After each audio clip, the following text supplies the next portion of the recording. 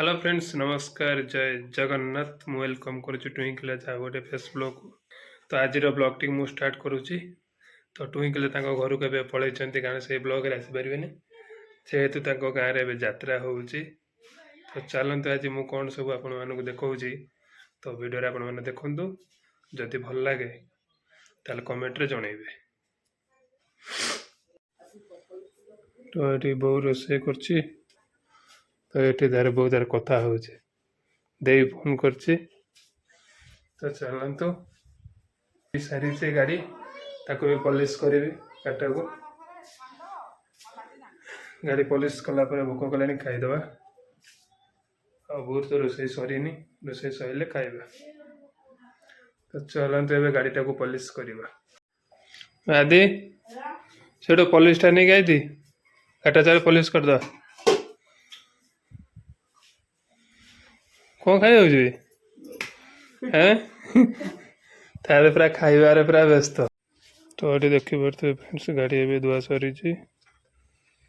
polish करवा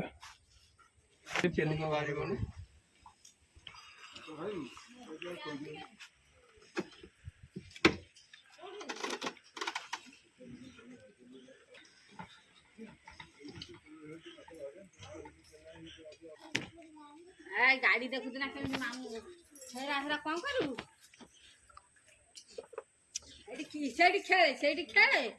सेठी खेलू फेर कौन करू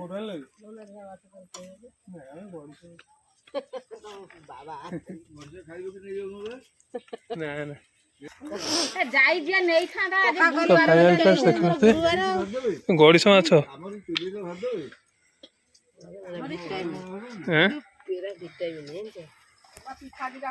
तार गोटे भाउज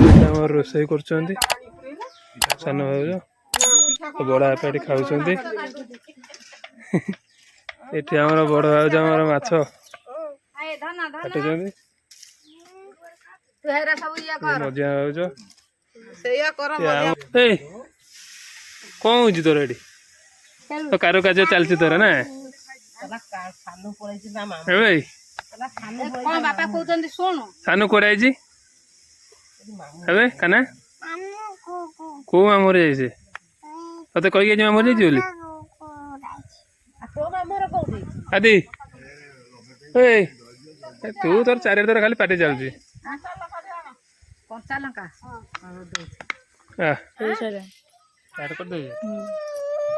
धन भाई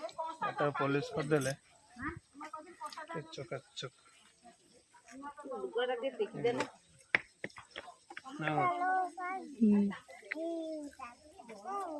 সেটা কোন আসবে পলিশটা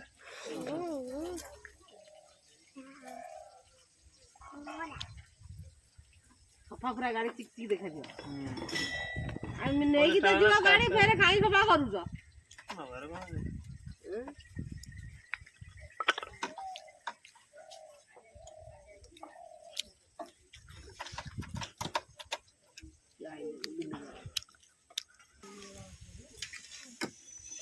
बड़ी माछ खा